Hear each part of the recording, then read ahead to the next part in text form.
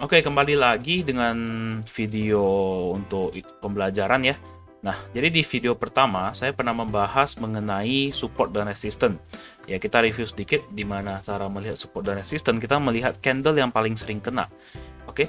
Nah, misalkan dalam waktu dekat ini, dalam jangka agak medium term ya, dari awal Juni. Nah, supportnya IHSG ada di sekitar sini. Kalau kita perhatiin di sini, oke. Dan IHSG ada resisten di sini.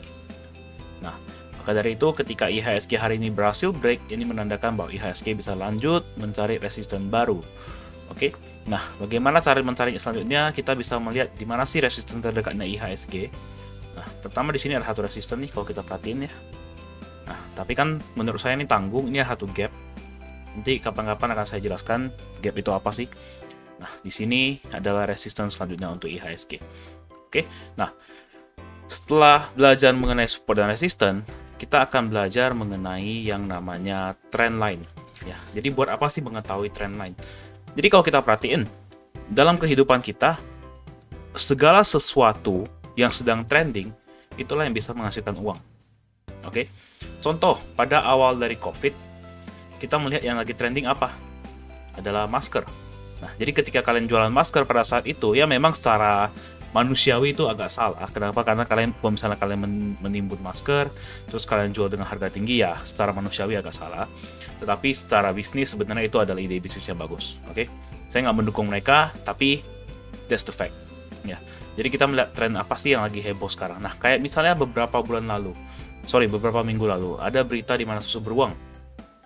Oke, susu beruang lagi habis. Nah, itu tren yang lumayan heboh juga tuh, sampai susu beruang diborong-borong sama orang-orang. Ya. Nah, contoh yang lain. Nah, sekarang ketika masa-masa COVID, trennya ini apa nih? Trennya obat-obatan. Obat-obat misalnya antivirus, itulah tren yang sekarang itu. Nah, jadi kita melihat tren yang lagi maju sekarang, itulah yang bisa kita ikutin. Ya, kita harus mengikuti tren apa sih yang lagi heboh sekarang. Tetapi ketika trennya selesai, itu masa-masa di mana kalian harus stop. Oke. Nah, contoh simple, kita melihat misalnya dulu ada yang heboh namanya es kepal Milo. Ya, es kepal Milo. Ini kan sempat heboh nih berapa tahun lalu ya. Nah, banyak yang buka tiba-tiba nih es kepal Milo lah. Buka ini, buka itu, semua jualan es kepal Milo. Tapi sekarang kalau kita perhatiin, es kepal Milo siapa yang jualan lagi? Udah hampir nggak ada. Ya kan? Nah, ini berarti trennya udah selesai. Jadi sama dengan saham, ya. Ada satu yang namanya trend line, oke. Jadi trend line itu dibagi menjadi 3 macam. Oke. Nah, yang pertama namanya adalah uptrend. Nah, yang maksud dari uptrend adalah secara sederhana ya. Kalau kalian melihat dari gambar, yang muncul itu adalah begini. Up, turun.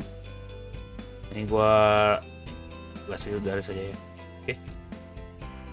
Ini uptrend. Turun, naik, turun, naik lagi, turun lagi, naik lagi. Nah, inilah uptrend secara gambar. Oke. Secara gambar inilah uptrend. Nah, yang kedua ada yang namanya downtrend. Kebalikan dari uptrend, dia turun, naik lagi, turun lagi, naik dikit, dan turun lagi. Oke, ini sebenarnya bisa gue pakai pena nih, bisa pakai brush, tapi ya nggak apa-apa lah, kita pakai ini. Oke, nah yang ketiga ada yang namanya sideways. Sideways itu berarti bolak-balik, naik, turun, naik lagi, turun lagi, naik lagi, turun lagi. Oke, nama sideways. Nah, jadi kalau kita perhatiin, kunci utama dari sebuah uptrend ada di beberapa hal. Pertama, oke, sebuah uptrend dia harus bikin sebuah low. Oke. Dia bikin sebuah high. Terus dia bikin sebuah low, tapi ini lebih tinggi daripada low yang sebelumnya. Oke. Jadi ini namanya L. L itu adalah low. L. Ini namanya H. Oke. Ini adalah namanya higher low. Oke. Higher low maksudnya apa? Low yang lebih tinggi daripada sebelumnya. Nah, ini adalah namanya higher high. Sama juga ini higher low, ini higher high. Nah, maka dari itu, sebuah uptrend yang valid, dia harus bikin sebuah high, higher low, higher high, higher low, higher high. Inilah sebuah uptrend yang valid. Nah, sedangkan downtrend adalah kebalikan dari uptrend, di mana dia bikin sebuah high, ya, terus dia bikin sebuah low, dia bikin sebuah lower high. Oke, terus dia juga bikin namanya lower low. Low yang lebih rendah, high yang lebih rendah. Inilah downtrend. Jadi basically ini kebalikan dari sebuah uptrend. Oke, ini lower high juga, ini lower low. Nah, terus ada terakhir yang namanya sideways. Sideways ini penengah. Maksudnya penengah gimana? Bolak-balik terus, gak kemana-mana. Jadi waktu kita belajar support dan resistance, kita bisa belajar yang namanya support, ini resistennya. Oke, terus kita bisa belajar ini namanya supportnya. Nah, gitu.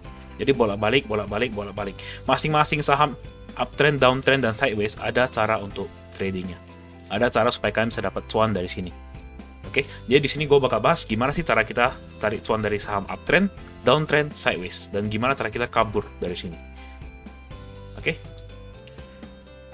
Nah, jadi kita mulai. Pertama kita coba, nggak usah di IHSG ya. Kita langsung praktek ke satu saham aja. Misalnya kita anggapan saham Mari deh. Mari boleh. Nah. Oke.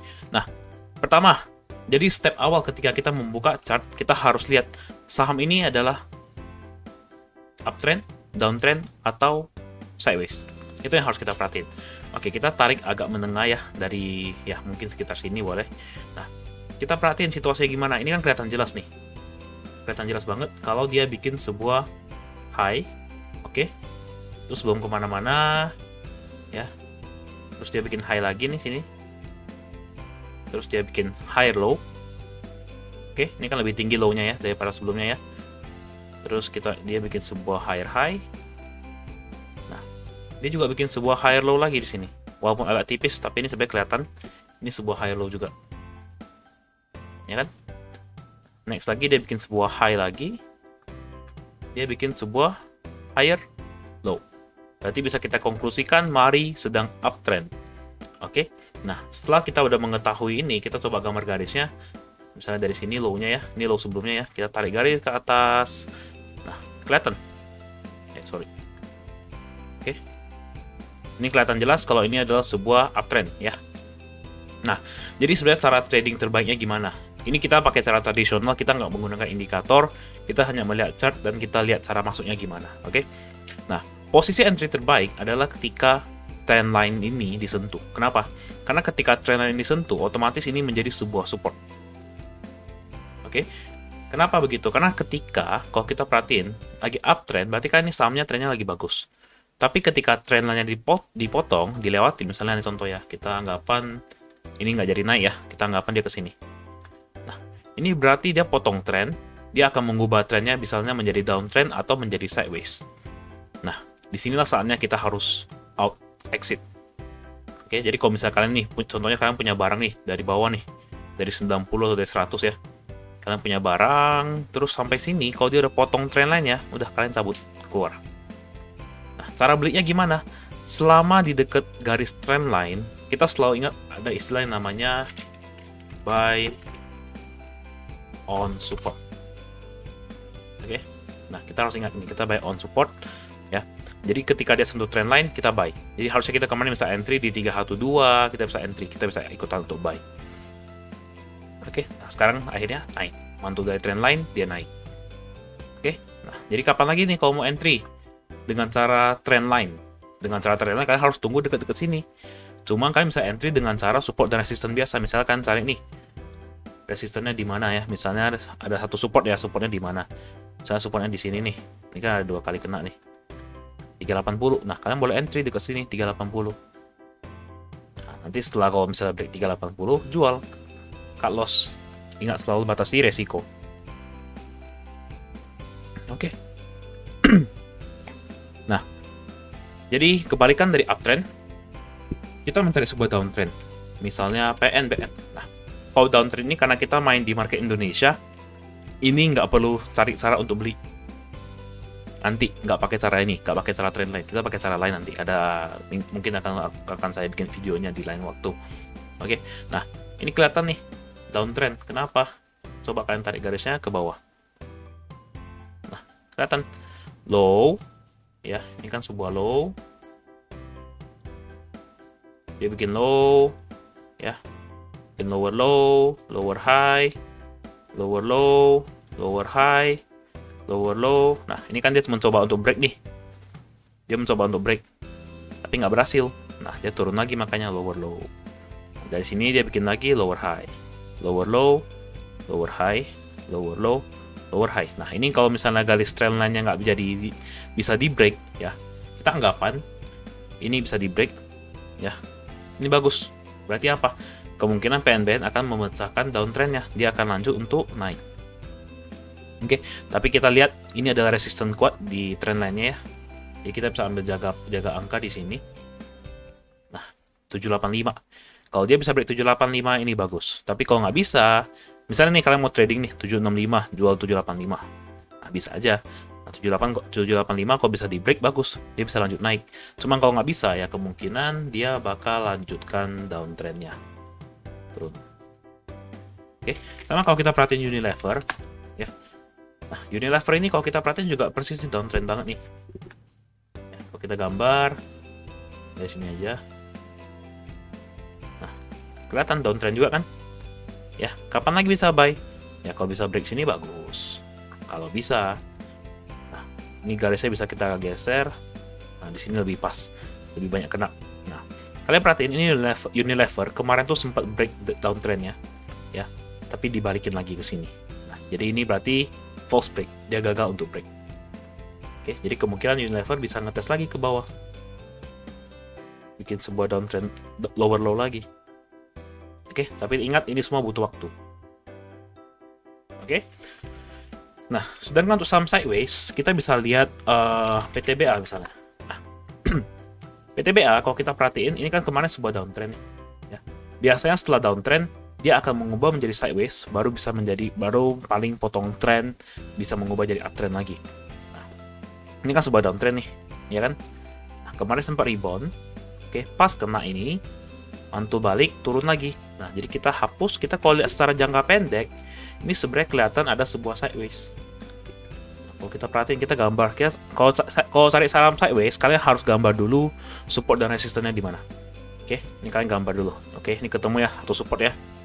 Oke, cari resistennya di mana. Nah, ini satu resisten nih. Oke. Nah, jadi kalau kalian dalam jangka pendek kalian perhatiin, ini sebuah sideways nih. Kalian buy di sini, jual di sini, dapat lumayan berapa persen. Buy di sini, jual di sini, 5%, cabut. Turun lagi, buy. Sell lagi dekat-dekat sini. 5% lagi. Nah, sekarang ini sideways-nya udah di break. Oke, udah menarik. Berarti calon-calon ini bisa menjadi sebuah uptrend. Cuma kita harus perhatiin beberapa candle ke depannya, apakah dia bakal false break atau dia bakal lanjut. Nah, jadi untuk sekarang supportnya di 2170 kalau mau trading di PTBA. Ya, jadi kalau kalian nonton video gua tanggal hari ini ya 23 Juli ya. Nah, kalau kalian lihat hari Jumat candlenya dia retrace, ya kalian boleh buy, gak apa-apa, karena resikonya kecil. Itu. Ya sama kalau kalian perhatiin Friend.